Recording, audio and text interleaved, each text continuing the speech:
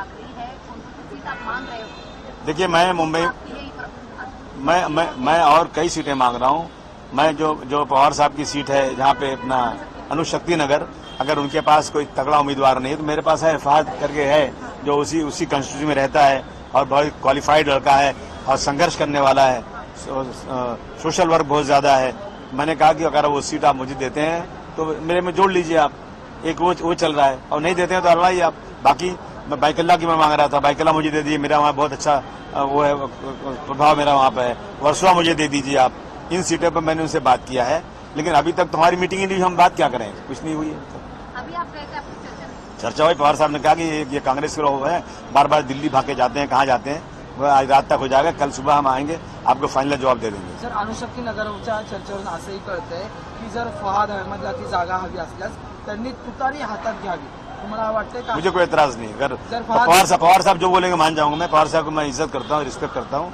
अगर पवार साहब बड़े नेता हैं, अगर वो कहेंगे भाई मुझे दे दो, फहद को मैं तुतारी इसको दे दूंगा, तो मुझे कोई एतराज नहीं, मैं दे दूंगा। मतलब सर, जो 25 सीटें आप कह रहे हैं उनमें अगर कोई उम्मीदवार किसी अन्य सिंबल पर भी लड़ने के लिए अगर ये राजी हो तो आप मान जाएंगे? नहीं, केवल फहद?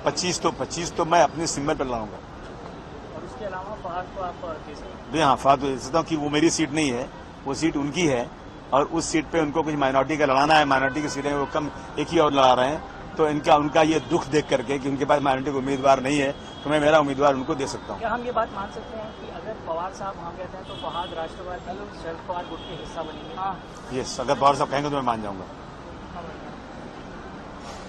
ठीक है। आणखी एक महत्वाचा प्रश्न आहे की प्रत्येक वेळी जसे दिल्लीच्या वाऱ्या सुरू आहेत आणि त्याच्यात आता एक महायुतीमध्ये वेगळा प्रश्न समोर आलेला आहे की अल्पसंख्याकांची चर्चा सुरू झाली, तर असं म्हटलं जाते की भाजपकडून आता नवाब मलिक यांच्या जागेवर जो आहे तो विरोध सुरू झालेला आहे। तुमच्यासाठी किती सोयीस्कर असणार, कारण की नवाब मलिक तुमच्या विरोधात तिकीट भरणार होते? आने दो नवाब मलिक मेरे पास ही थे, राजनीति में मैंने सिखाया हूँ, मैंने उनको एमएलए बनाया था, मैंने अपने कोटे से मिनिस्टर बनाया था। आए लड़े, सामने देखते हैं क्या होता है।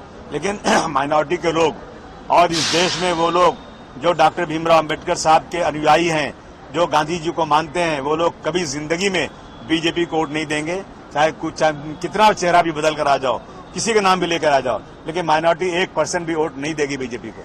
सर, 85 का फॉर्मूला तय हुआ था, लेकिन अब अलग अलग बयान सामने आ रहे हैं। वडेट्टीवार कहते हैं हम 104 पे लड़ेंगे, वहाँ संजय राउत जी भी कहते हैं हम सेंचुरी मारेंगे।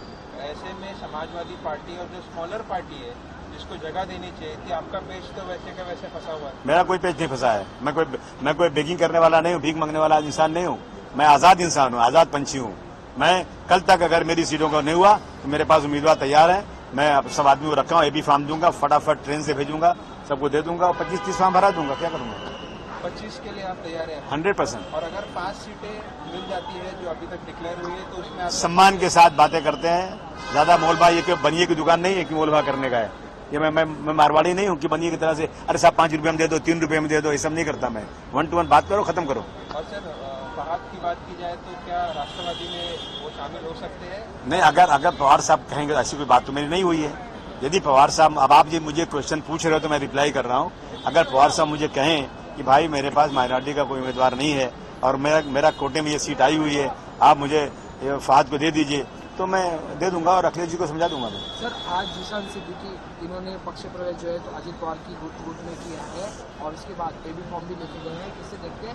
मैं पूछूंगा जिशान सिद्दीकी से कि जब तुम चुन कर आओगे और हाउस में रिजर्वेशन की बात होगी तो तुम्हारी पार्टी अपोज करेगी तो तुम क्या करोगे? वो पार्टी जिसमें तुम गए हो, जब मेरे वक्फ बोर्ड की बिल आएगी हाउस में, तुम्हारे लोग अपोज में खड़े रहेंगे तो तुम क्या जवाब दोगे? ये जवाब जनता मांगेगी वोट देने के पहले।